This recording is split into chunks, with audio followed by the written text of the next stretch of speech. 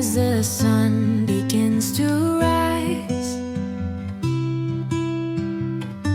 we lift our hearts to the skies. Jesus, you're our guiding light.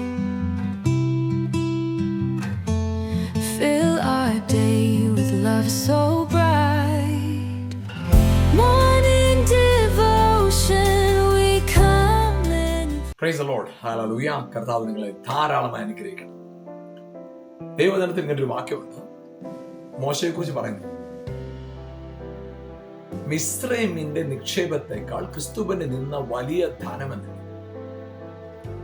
പ്രിയപ്പെട്ടവരെ, ചിന്തിച്ചു നോക്കിക്കേ, ഇത് ഒരു അസാധാരണ കാര്യമാണ് അല്ലല്ലോ.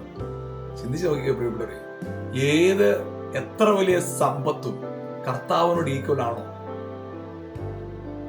എത്ര വലിയ ധനമുണ്ടെങ്കിൽ ദൈവമായിട്ട് കമ്പയർ ചെയ്ത് കഴിഞ്ഞാൽ സമ്പത്തൊന്നും പോകുന്നില്ല.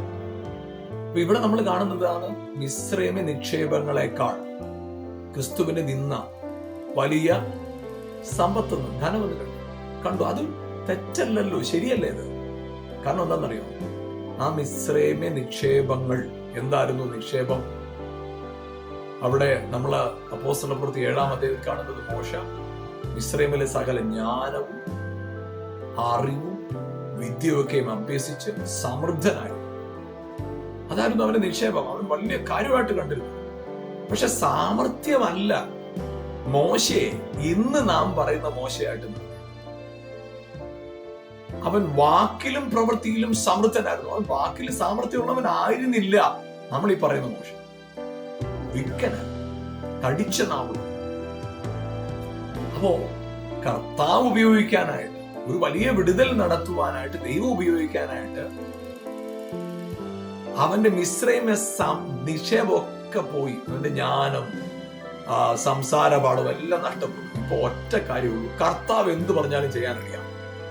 വടിയെടുത്ത് വെള്ളത്തിൽ നിന്നിട്ട് പറഞ്ഞ് വെള്ളത്തെ തൊടും, എന്ത് ചെയ്യാൻ പറഞ്ഞറിയാം. അത് നിന്ദയല്ല പ്രിയപ്പെട്ടവർ. അത് ചിന്തിച്ചു നോക്കുകയും, ചെങ്കടലിന് മുമ്പിൽ നിൽക്കുമ്പോൾ വടിയെടുത്ത് ചകടലെ വിഭാഗിക്കും എന്ന് പറഞ്ഞാൽ അതൊരു നിന്ദയാണ്. അതൊരു ബുദ്ധിപരമായിട്ട് ഉൾക്കൊള്ളാൻ കഴിയുന്ന കാര്യം.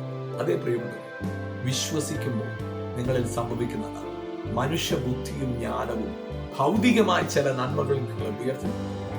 കർത്താവിന്റെ വിശ്വാസം അതിനപ്പുറമായി, അതിനേക്കാൾ ശ്രേഷ്ഠമായി നിങ്ങളെ മാനിക്കുന്ന ദിവസങ്ങളാണ്.